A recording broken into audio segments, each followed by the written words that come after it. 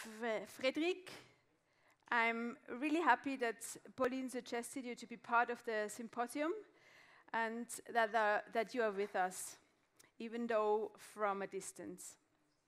I will briefly introduce you and your achievements.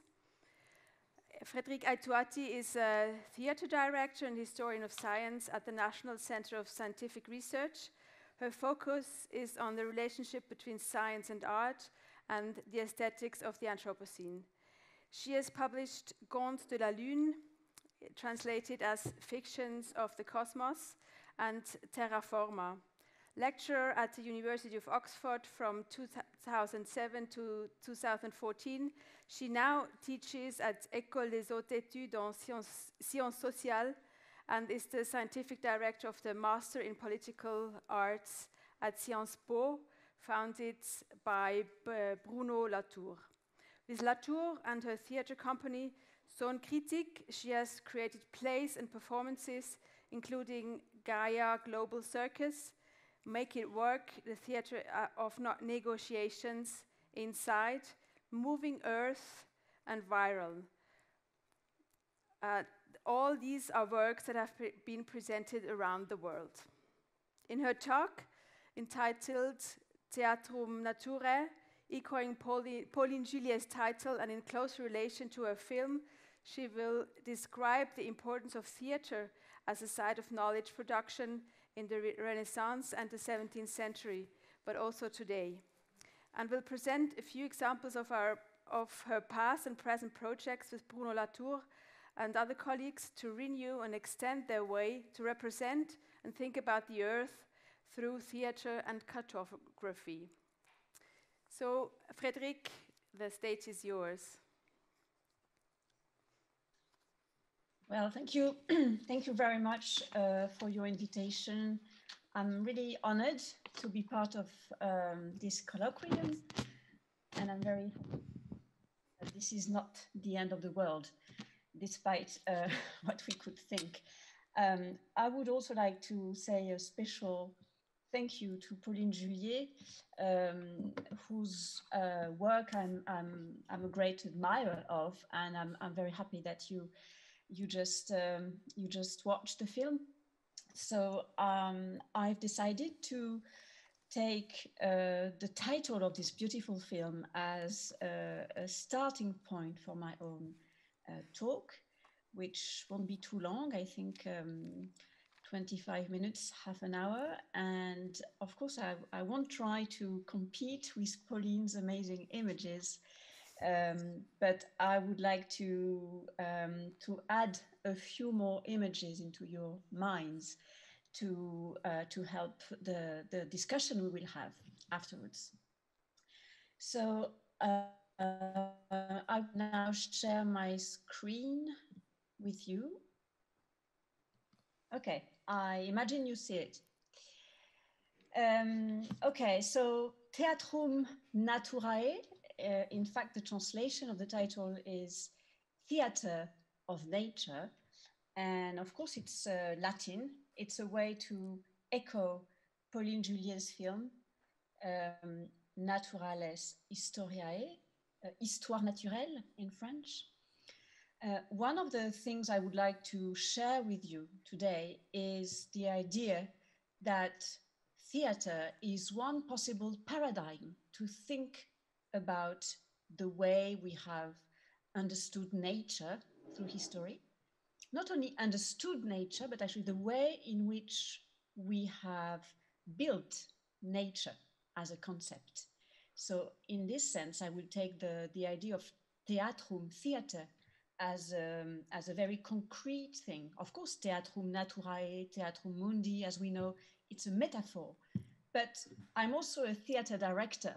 So what I would like to do with you today is to try to put this very technical, material take that I have together with the historical angle that I have also as a historian of science.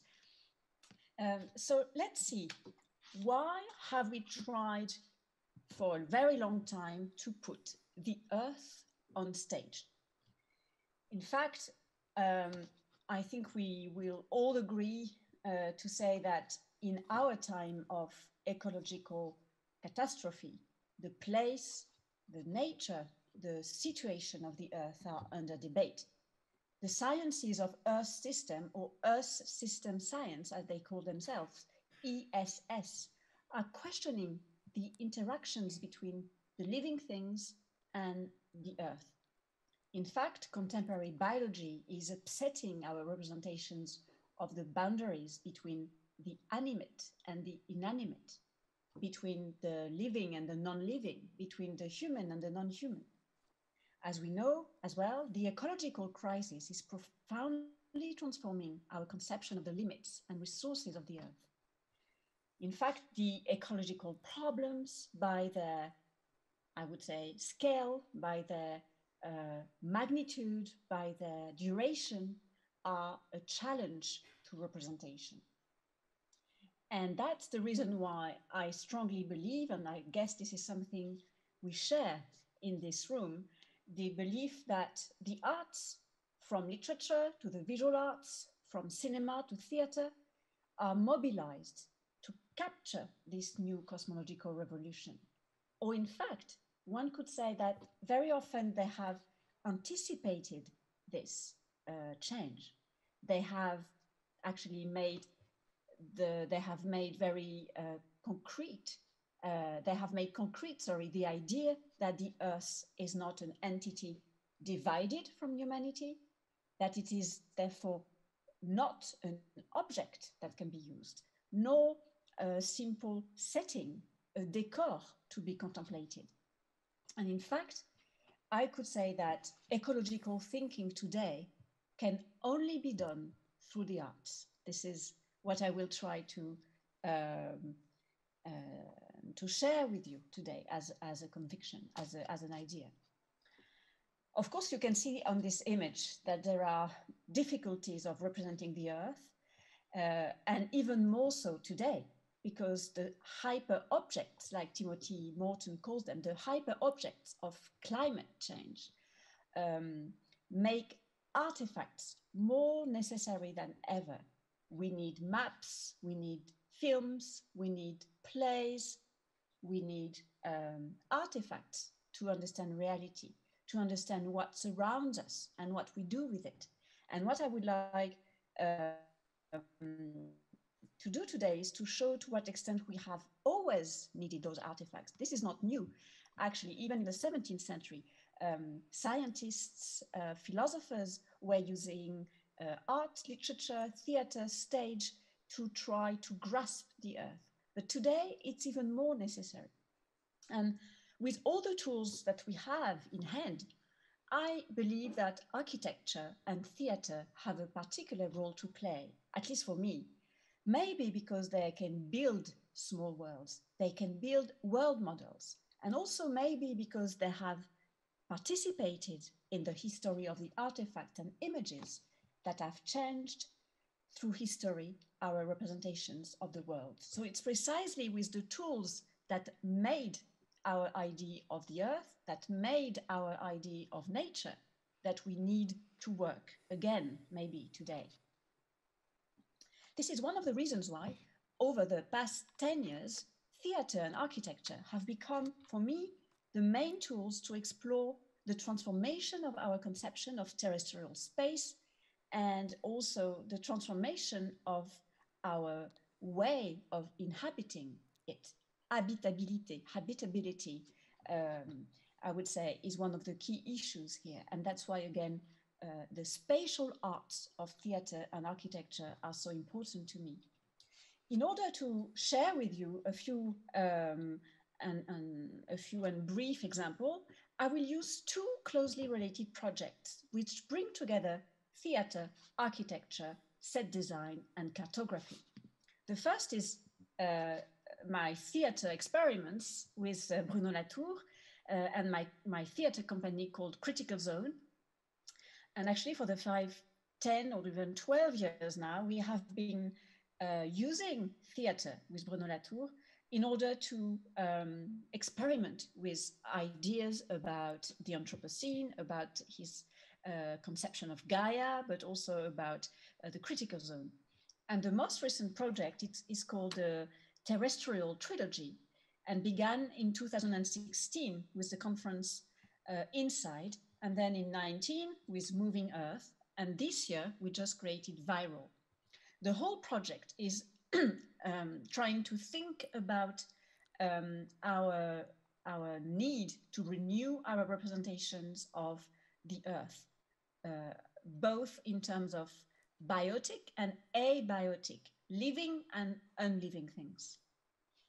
The second project I will describe today, so it's a bit blurred, but it should get better, yes, is the book Terraforma that I co-authored with Alexandra Arène and Axel Grégoire, two architects. And actually, rather than present those two things, cartography, architecture, and theater, on the other hand, rather than presenting them separately, what I have tried to do for you today for this conference is to put them together. And I have just identified 4 hypotheses that run through those projects. And in fact, they connect them very deeply. Because for me, actually, theater, research, cartography, architecture are not divided. They're all different ways to explore and experiment with our new understanding of space.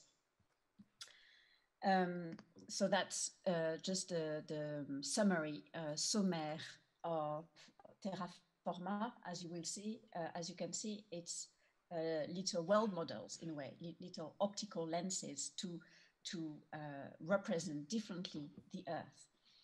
But let me start with the first hypothesis that we tried, that we tested, both in theater and in cartography. This hypothesis is the Earth we think we know is actually a terra incognita, unknown Earth. And because it's an unknown Earth, we have to explore it. We need to find ways and tools to explore this terra incognita. As you know, our common representations of the Earth are global. They are unified representations. They don't take into account the variety of modes of existence, the variety of cosmologies or ontologies, as Philippe Descola would say. I can quote Philippe Descola because you just saw him in Pauline's film. When we think of the Earth, it is the image of the globe that immediately appears, like in this very famous image of the blue marble. So can we change the way we see the Earth? Inside this first performance that we created with Bruno in 2016 is a kind of thought experiment. Let's imagine that we don't stand on the globe, this blue marble, but in the critical zone, inside. In the critical zone that scientists talk about, and not any scientists, geologists, stratigraphers, critical zonists, as they call themselves. And we try in this performance, in this play, in this conference, I don't really know how to call it, we try to understand what it means to live in this critical zone, not on the globe. So in fact, the way the performance is made is quite simple. It's a series of tests. It's a series of visual hypotheses. Interestingly enough, the women who made the drawings are, again, Alexandra Arène, Axel Grégoire, and another SPIP former student, an artist called Sonia Levy, who made this drawing, this photography. But let me just stop a minute on this one. The idea is to try to break the very strong image of the Earth as a globe. And in fact, the reason why Bruno Latour would like so much to break it is because that doesn't allow us to grasp ecological questions, which are, as I said in the introduction, too vast, too remote. The second move of the performance is to make us enter this very fragile, this very complex little pellicle that scientists call the critical zone, and that Alexandra on this image try to draw. Of course, it's very dry in a way. It looks like a cut, like a cross section, sorry, a very, very dry scientific kind of drawing. But in fact, we share with the audience a variety of images created by scientists, but also by artists, such as Sonia Levy, by architects. Some of them are dynamic maps, process diagrams, but there is also the possibility to use sound, to use the light, to use all immersive things that the theater can actually offer. And that, of course, I can't share that with you on a screen. I would love to share that with you in real. And actually, we did perform in Switzerland a few times, and we will perform in Louvain in February. So that there are some chances to, to share with you this immersive space. But you see, it's a matter of space. Here you can see Bruno Latour showing a very blurred image of Gaia. Because of course, one of the joke of the conference is the fact that we try to create a performance about new images of Gaia, but in fact, Gaia is very difficult to represent. It's very unspectacular. So there's a bit of a tension here. So we use, as I said, theater, architecture, photography, stratigraphy, music, but in fact, we don't hope to solve the problem for good. In fact, we approached it. So there is a lack of images to replace the image of the globe. This is, again, Bruno Latour showing in front of this very blurred images of the possible critical zone. And this, actually, this drawing really looks like a 16th century or even a prehistoric kind of map. It's very moving to see that the way in which contemporary science tries to approach the critical zone, they say it themselves, they lack images. So hence the central role of the scenic images that Alexandra Arène and Axel and Sonia designed. So in fact, what we have here is a very strange spectacle, is a very strange show. We are very far from the grand spectacle, big show of ecological images. In fact, the artists, the architects with whom we work, they invent very mysterious images. Sometimes they are very difficult to read, but they become clearer when we tell the story of the people who run through those images, who make those images. And that's one of the things that moves me so much in Pauline's work, the way in which narrative stories actually give sense to images, including scientific images, including anthropological images, including very simple images like landscape images. I think it's one of the things maybe we have in common in the search for a kind of aesthetics that tells something about ecology in a non-spectacular way, in a way which is very close to the making of science, but in a way that gives room for the narrative, for the stories of people, which actually animate those images. So this is, sorry, I didn't tell you, this is a map of a forest that Alexandra and Sonia made before the performance. And it actually follows each living things in a forest. So this map, as you can see, is not topographical. It doesn't represent the space itself. It represents the space as it is made by the living things. And this reversal of the gaze is what we did in Terra Forma.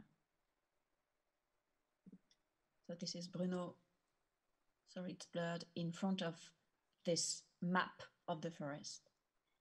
And here, it's one of the page of Terra Forma. It's the transformation of the gaze.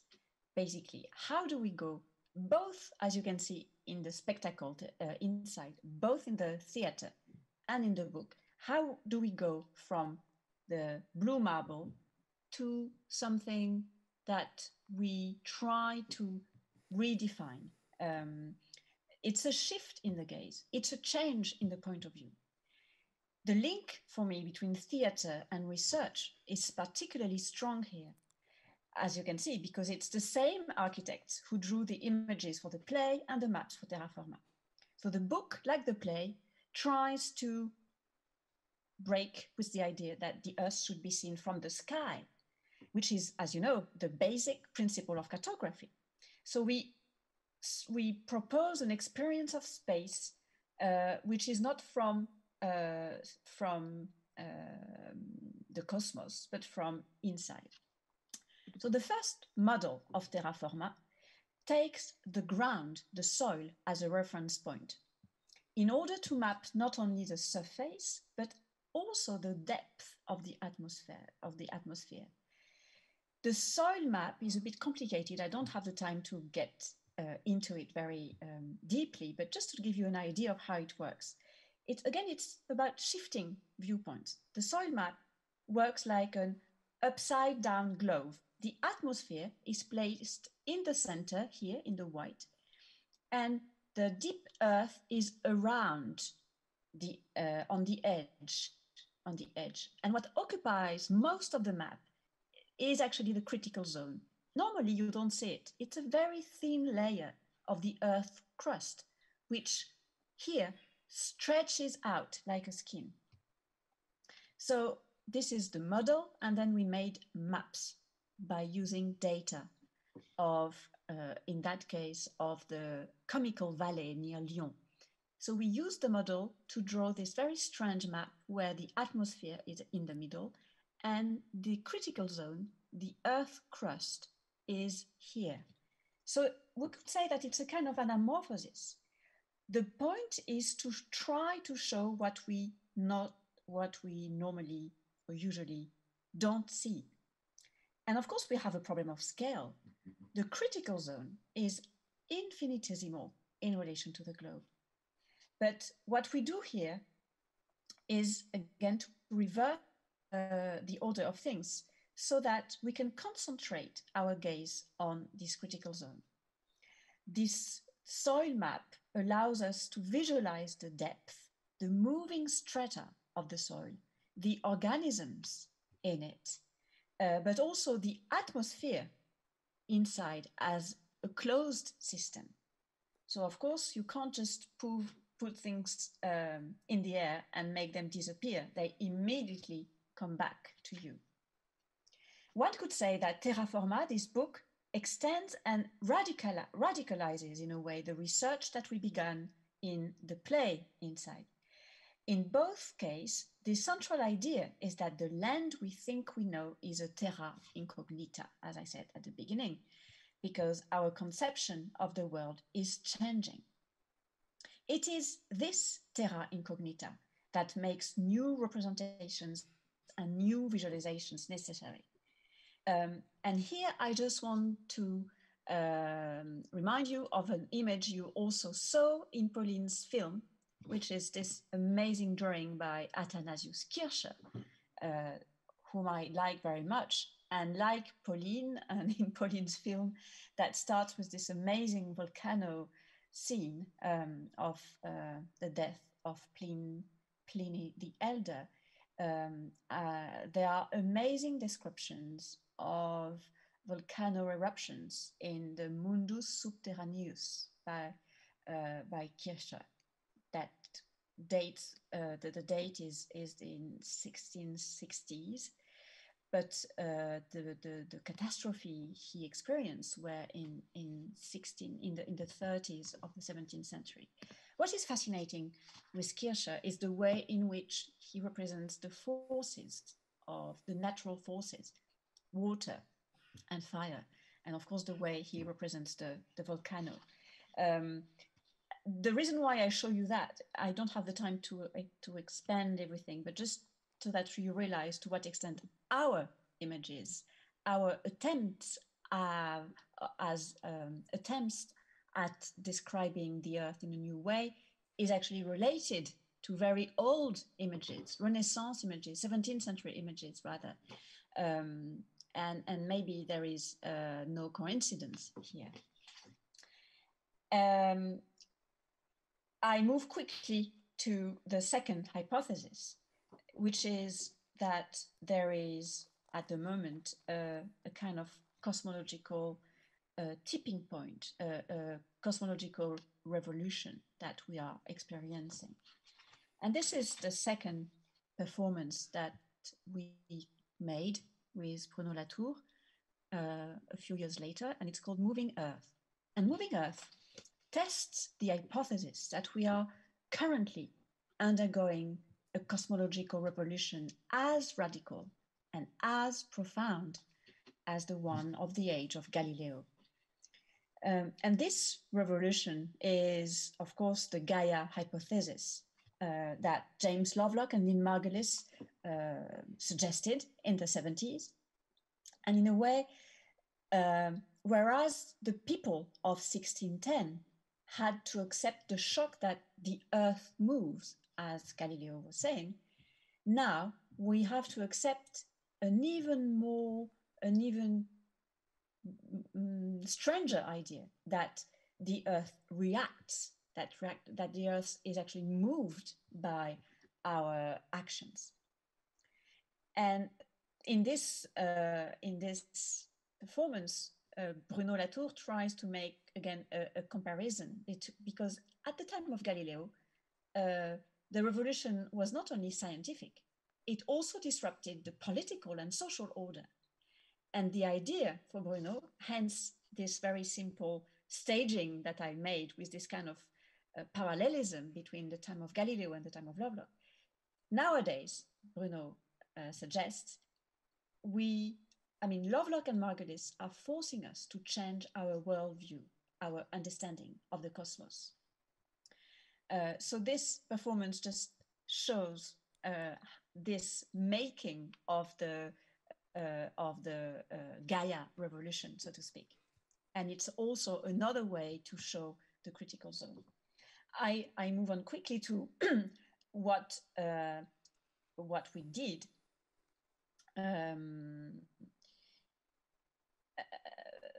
In Terraforma, and this is the third hypothesis that runs through our work. And this hypothesis is that nature is no longer a set design, a setting, a decor, that there is no such thing as a backdrop. And again, you see how much it echoes Pauline Julier's film and work. Indeed, one of the starting points of Terraforma was the question, where are the living things in our classical maps? Where are the entities we talk about every day when we talk about ecology? How can we make room for them, not only in our discourse, but in our drawing, in our images, in our maps?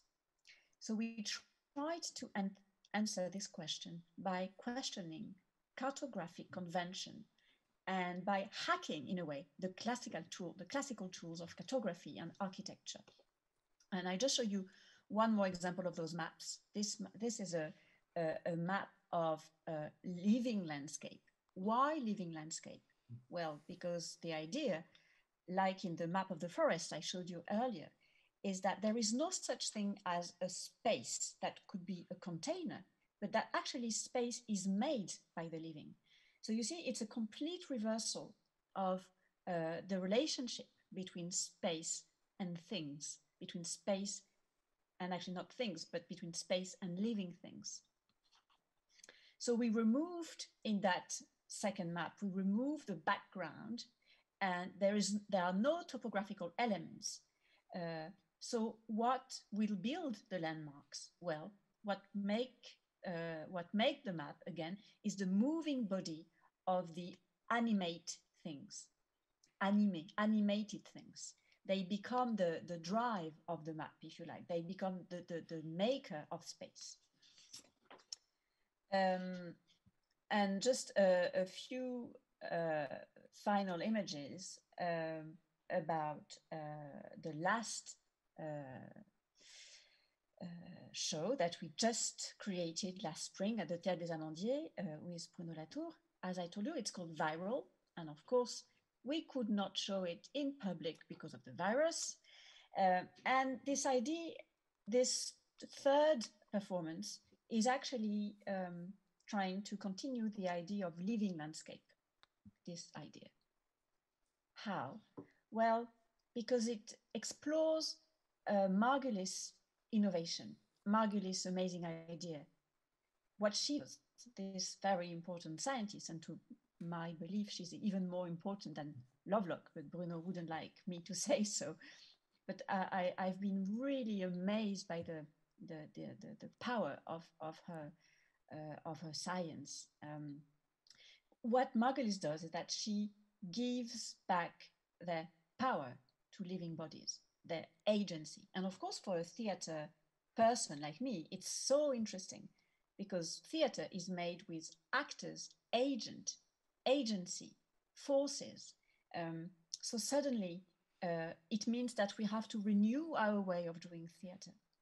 So for Viral, we have transformed the theatrical machine itself into an actor.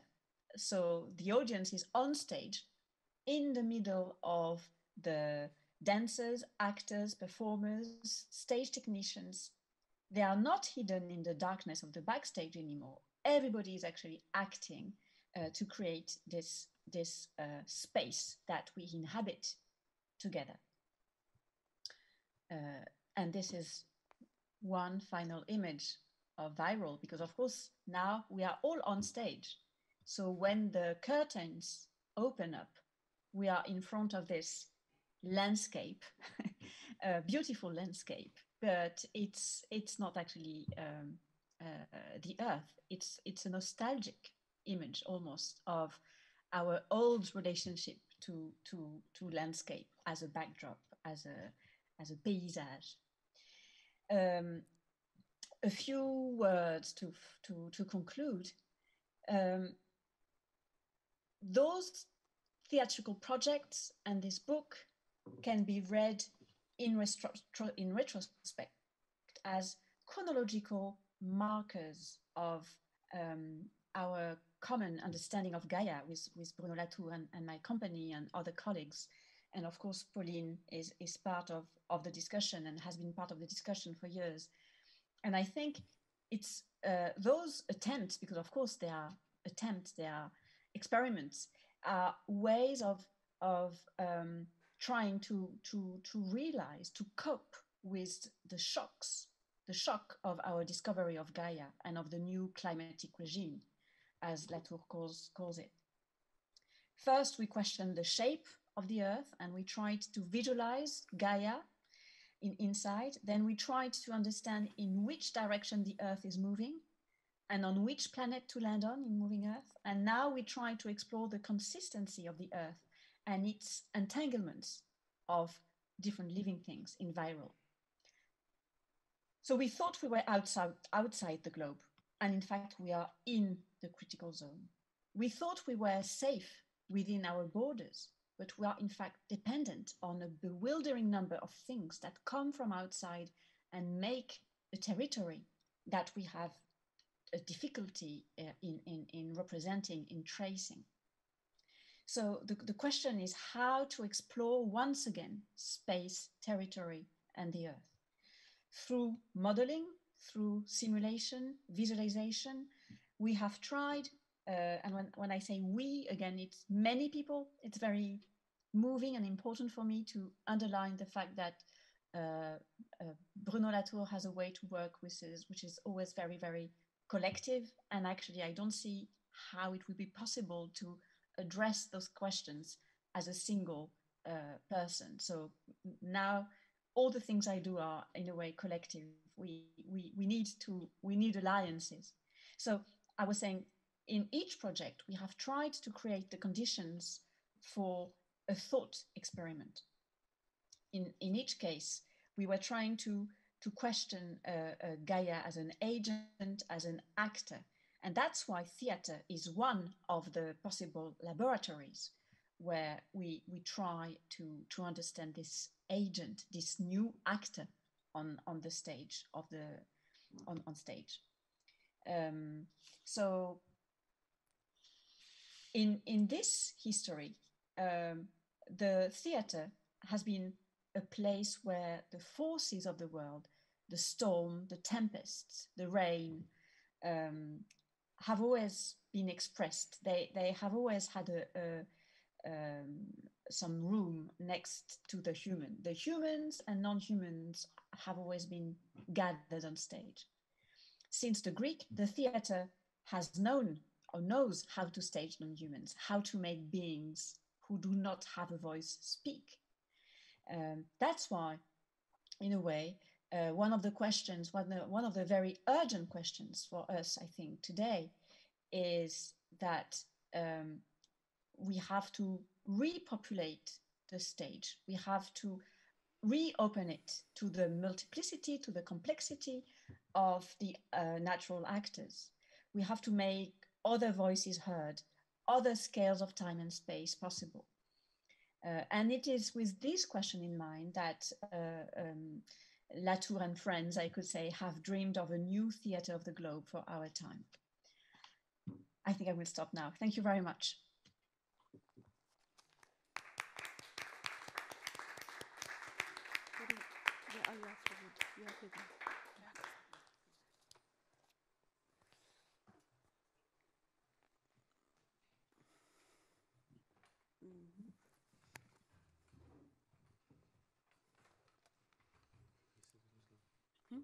Sollen wir zu, ja. Oder, also, aber dann sehen wir sie nicht so.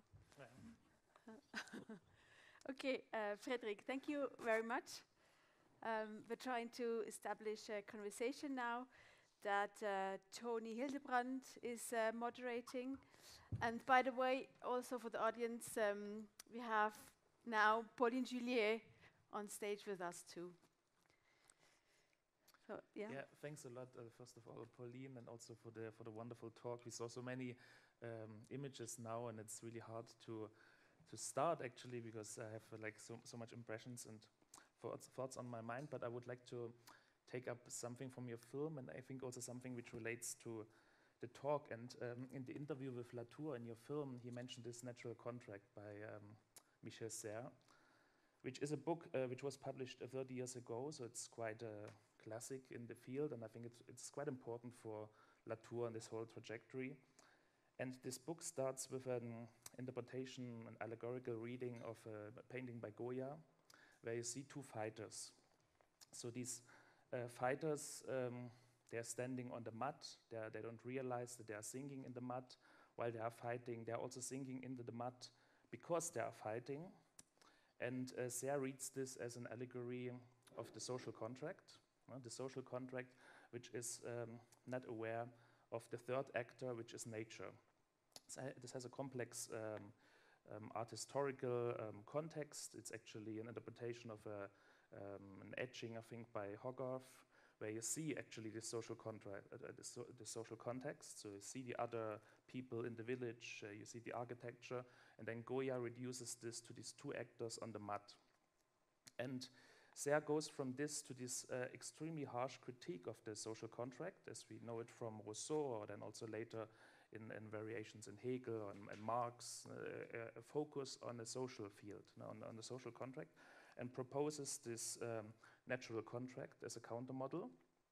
And he says that one of the problems is that this fight of these two actors is actually what he calls a tiered of violence.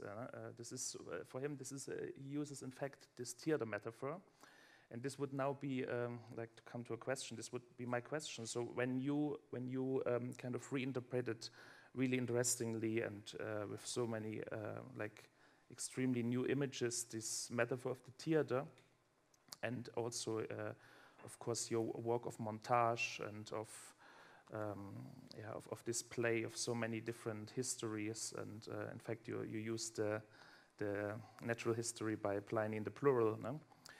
How do you avoid actually this violence, which according to Michel Serres we had in the social contract, and where we forgot the ecological and environmental dimension in the natural contract? Now, if this is still the correct model, so maybe it's now also more complex. Maybe also Frédérique can comment on this. So maybe Latour's model, or the model you elaborate on, is more complex than that symbol that we have a social contract, which is then substituted by a natural contract. Yeah, I can just begin to say thanks for all of you to make that happen, and I'm really glad for this conversation. It's not an easy question to begin, but we'll try to say something intelligent at least. Yeah, I'm not sure we just have now kind of a model that we can refer to, or a kind of contract that everybody is agree with. But what I can say, it's maybe like the way of thinking that there is a fight. There is lots of fight between representation and nature, and maybe the contract that we can. It's more like a description of the positioning right now for me, or at least what I am trying to do, and I guess also Frédérique in a way, like more putting it into words or images how we feel with that contract, which is not any more efficient in a way, and also the terminology of nature or so on. Maybe we have to change the words, even the words nature, which maybe doesn't, at least in French, means nothing to us anymore. Like, I mean, a subject, we as an object, as the subject seeing an object outside of us, it's something that maybe we have to think of or even change, and maybe it's not exactly where you want to go with the question, but yeah. You can, somehow it's how I guess, and for sure that's why Serres was at the beginning of the film for Latour. It's kind of a thinking in the French history of thinking, which is not new, but it's reacting somehow today, and we are living in a situation that it's important to maybe rethink again. Yeah. You want to add something as well, Frédérique? Yeah, I could say just two little things. First of all, that the contrat naturel, the natural contract, is actually the beginning of the performance Moving Earth. So it's actually one of the bases, as you mentioned, for the thinking of what's happening to us. In terms of theater of violence, I could just try to refer to the fact that natural contract, of course, is a reference to the social contract by Rousseau. Contrat social, contrat naturel, social contract. And one of the things theater helps me to see is to what extent the theater of nature was divided in the 17th and 18th century from the theater of humans.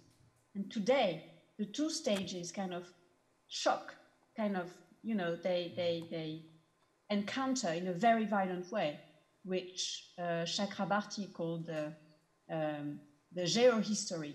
Now they were divided. We thought that the theater of nature was stable, the theater of human was moving, and in fact now they are coming together again.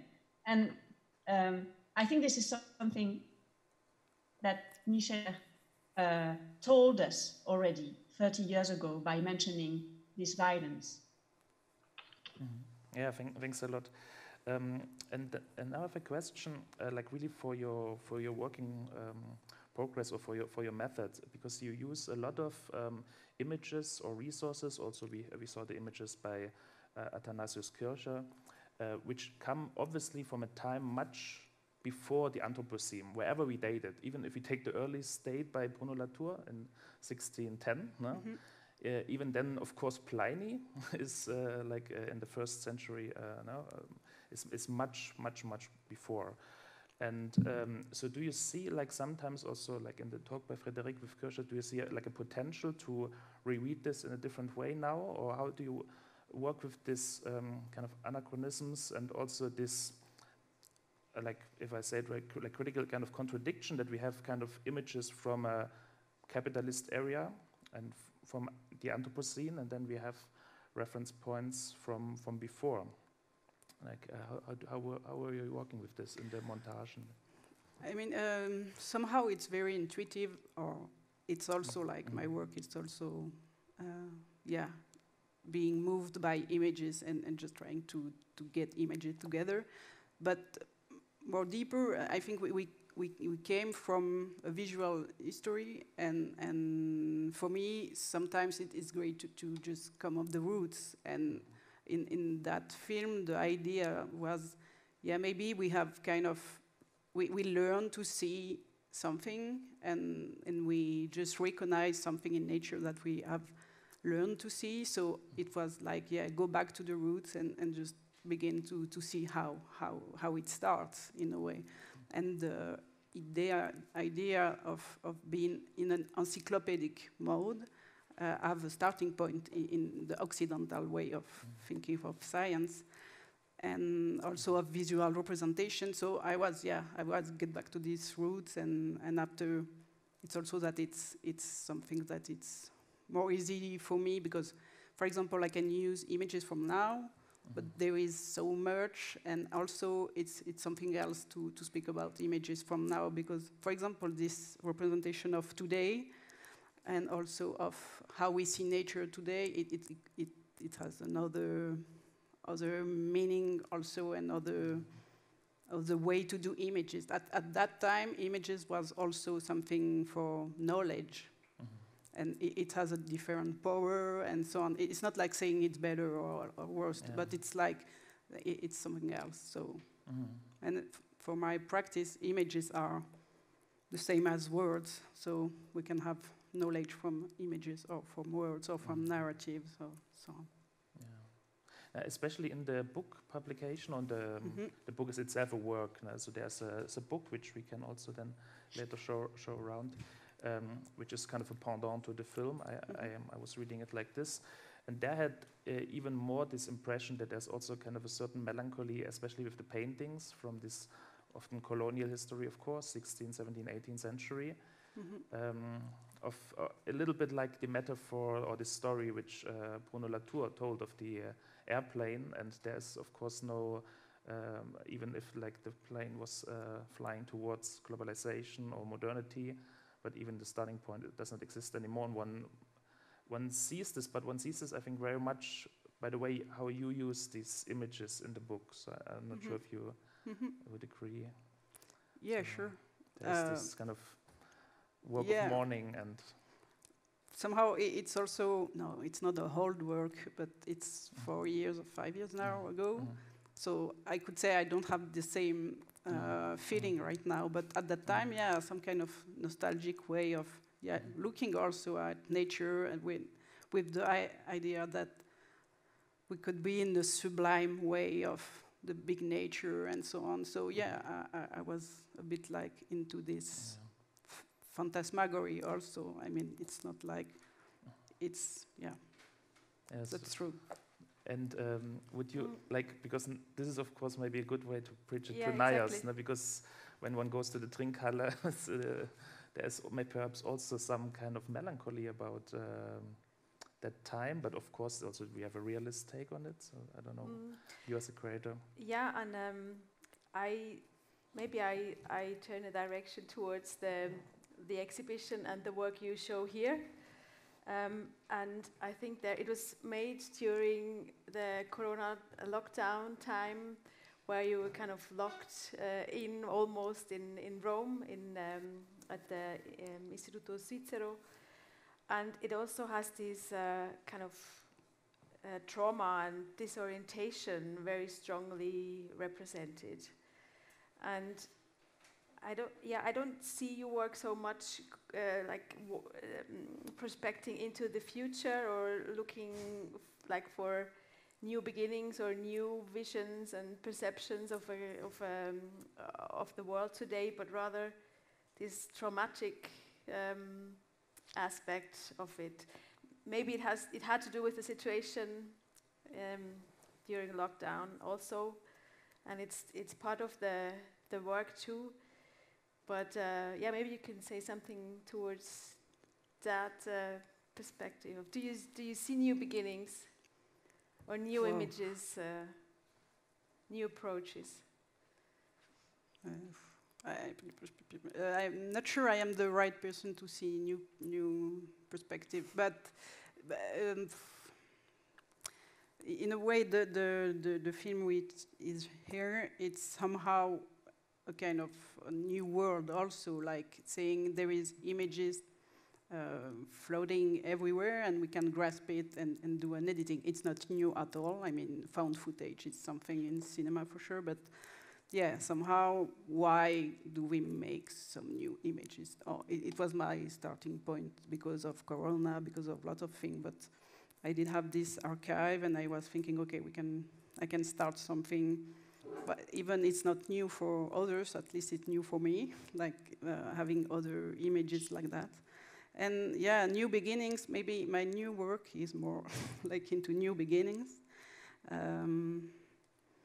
I don't know, maybe I'm not so looking at future.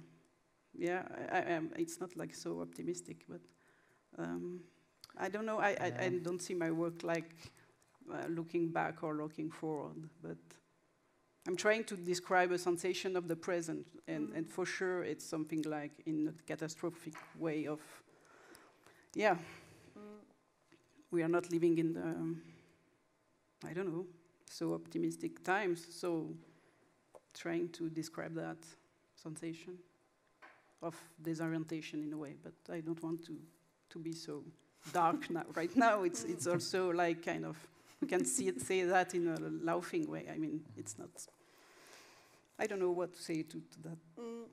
Yeah. I mean, because with Frédérique, there are these new images, That's even true. though they're maybe still hard to grasp, at least for me, or hard to comprehend really. But there seems to be like new ways of thinking nature and the living and the non-living as one. That yeah, I find very interesting. Yeah, I think what is definitely pointing towards the future is that science as such is changing and the paradigms are changing, the perspectives are changing. This was very obvious in her talk, and also with these very future-oriented proposals. I think there is also very much kind of a certain melancholy or pessimism in science, actually.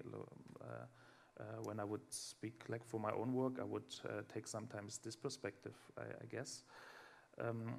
But I was also curious, because you mentioned this kind of pessimism about your use of, in the exhibition upstairs in the film, by this song by Pasolini, a film from Pasolini, and you mentioned kind of this relation of pessimism, but also a certain humor, which is, I think, very much the case in the case of this song, where we're just taken from What Are the Clouds? Yeah. But it's also references to Shakespeare, so it's kind of a loop of.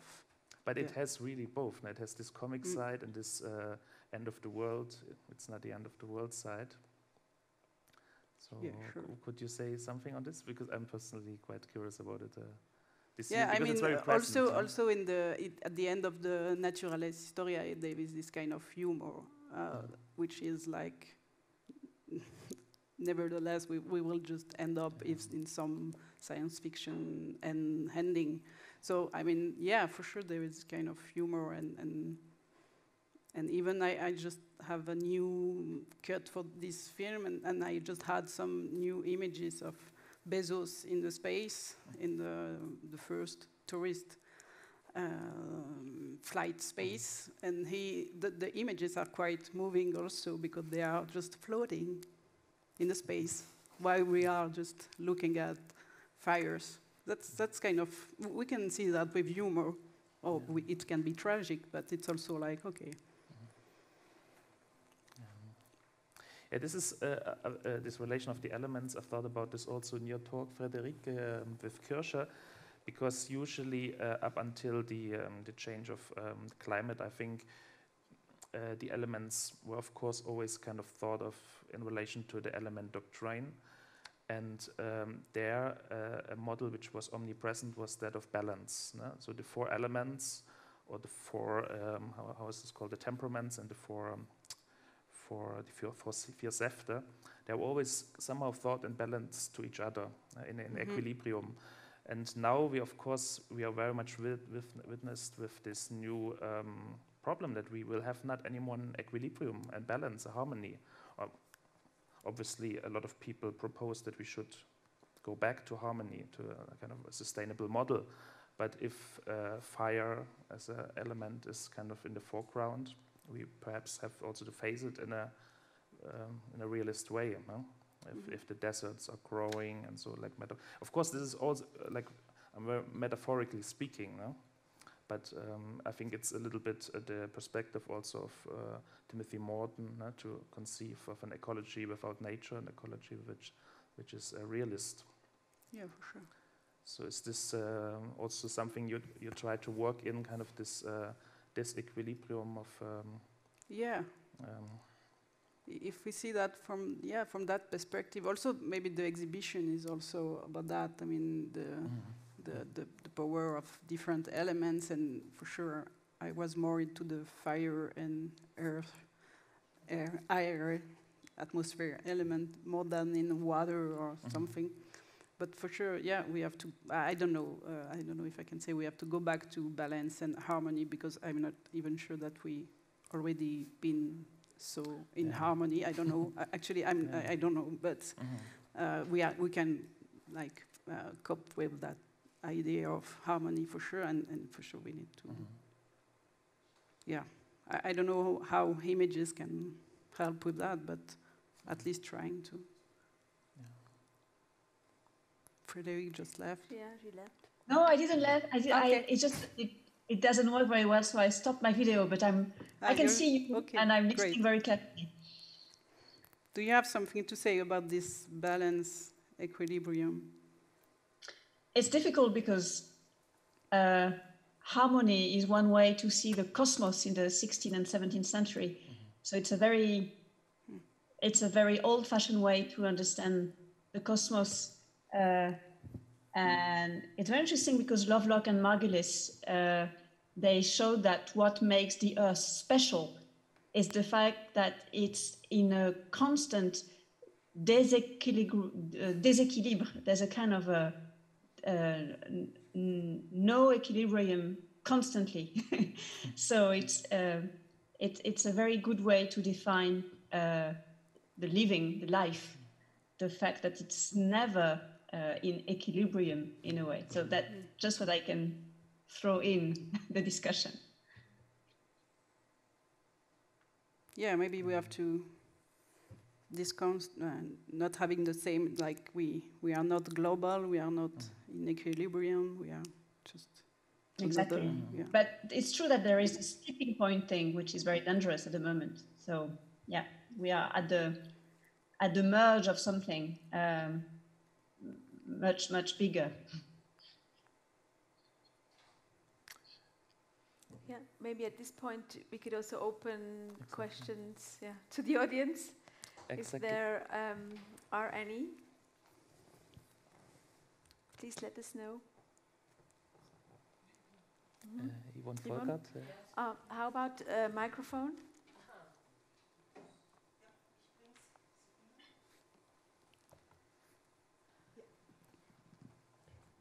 Thank you. I have a question to Frédérique.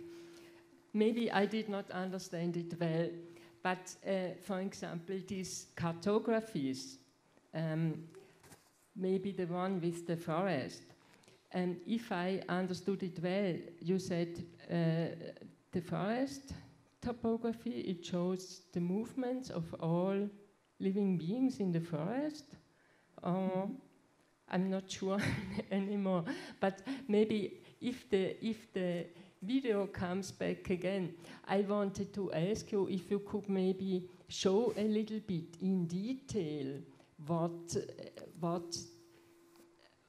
we can see, because I did not, it's very abstract for me, and it's also very small, so I did not really understand it, but I'm totally interested.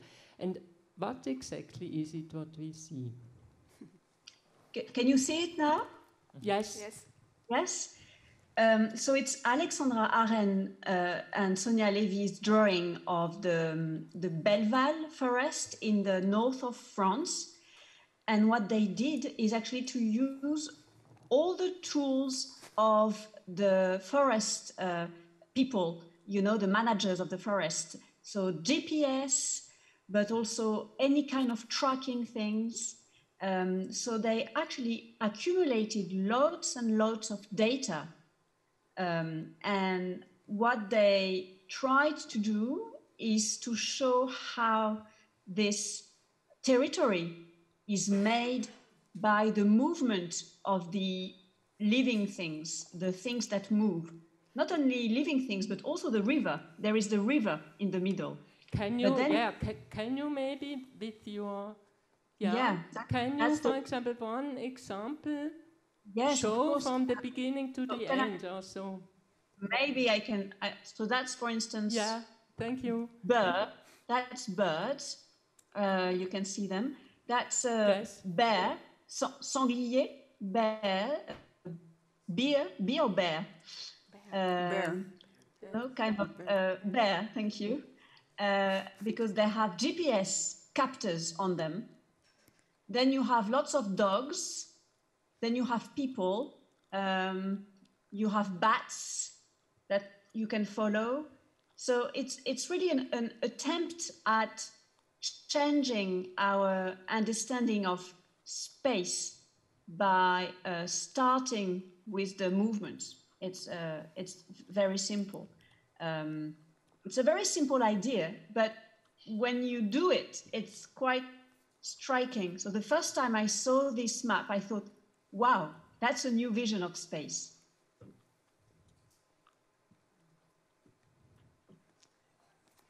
Did it help? Thank you. Yeah, because this is exactly what I find difficult to understand, the space, because we see the lines and the scale for me is somehow not clear between the movement of the birds, for example, and le sanglier, in which what is the proportion? Yeah, you're right. The scale disappears. It's a bit shocking for scientists. Okay. I think it's even worse. It's even worse in this Terraforma map, because we did that with Paris. This is a map of Paris. So of course it's very shocking because it's you have viruses in there, but you also have people, cats, different kinds of professions, you know, doctors, students, and they all mix in a unscaled way. It's, of course, it's a bit of a provocation. It's a way to make us rethink space in a new way, not as a container, but as a living landscape. Thank you. What I found quite interesting also in that exchange is that we need to be agree on something, or we need to explain what is that or what is that, and it's kind of new conventions, and maybe what you are bringing into the stage is that we have to discuss that, and it's not like having a map and we are all agree that it's space, but maybe there is lots of different images for space, and yeah. Also the fact that you ask questions and so on, I think, okay, that's something great, because when you see, I don't know, maps for your GPS or so on, everybody is agree on that, but yeah, interesting too. Yeah, I think you're absolutely right, Pauline. Thank you for, thank you very much for bringing that in. I think it's exactly the point, that the maps, they make us speak, they make us talk, they make us discuss things, agree and disagree on the conventions. And I think that's the main point of this Terraforma book, that we try to discuss the conventions, the cartographic convention that we don't discuss anymore. Because of course, every map is a convention. But when we have only one kind of map, we forget that these are conventions. So it's exactly what you said. The point is to bring in narratives, because in order to draw that map, you need lots of narratives. You need lots of histories, natural histories, but also human histories, and you have to put them together in a way. Yeah, thank you. And this is also from an art historical perspective is of course absolutely convincing, because you had always certain actors in the sense of serve the natural contracts, so plants or animals or ecosystems that were excluded or that were extremely standardized. So this is it's really interesting. But are there more questions from the audience?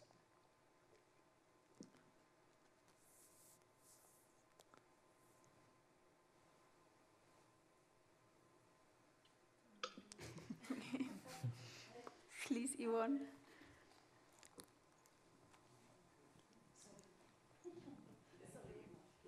Yes, it's for Pauline. I found it very interesting in your video, which I could not see the whole one. But there was this scene with when San Gennaro arrived, the appearance of San Gennaro, like it was a wonder, because people felt totally helpless, and San Antonio was not the right one. So, as you were speaking before about, maybe delusion, and so in that scene, I saw something really interesting, because I found it was made like a wonder, because we did not expect anymore that people would find a saint to whom they could believe, but it happened. And this scene is made very nice, because you tell the Christian, the Bible, and less Bible, but the Christian history, church history, like a mythological narration. It's like it could be an indigenous mythology, and this I find very touching, because it shows us that narrations, mythological or also religious truth for the people there which sing, it's the truth. These images and narrations of hope, they are there, and people try to relate. And was this a reason for you that you took it, or did you see it when you were there in the area, that people were very religious? This is what interests me. How conscious were you when you made this scene in the film? Before that scene, there is a scene with the scientist. And so I think the purpose of this whole scene is that to say that science is also a narrative in that perspective. Like it's also an history, and maybe, because I don't want to be critical at all about faith or religion, because I'm not even sure I can have this position of saying what is true or not true. But more of that, saying that maybe for these people, Neapolitan people, so it's an Italian context, it's very different from our Swiss context or even French.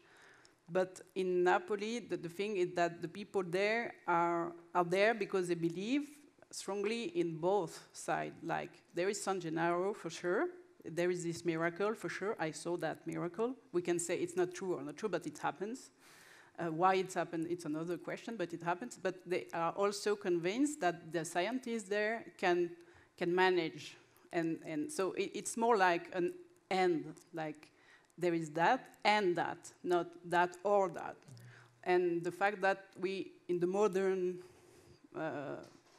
tense, in a way, the modern century, we think that even you are rational or mystical or magical and rationality.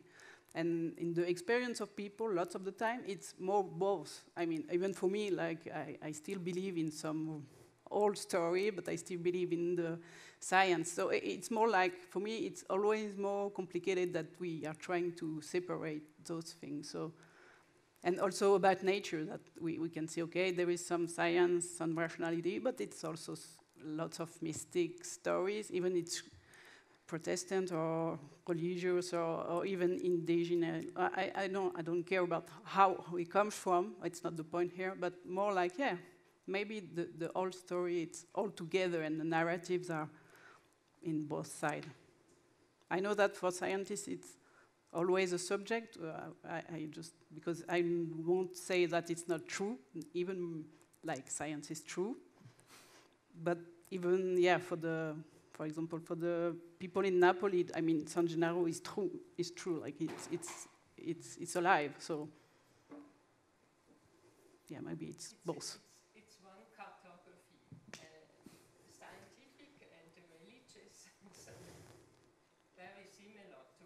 Yeah, but there is lots of more. I mean, in literature and art, and even in botanist, or I don't know. There is lots of different narratives, but more being together than be in a fight, I guess.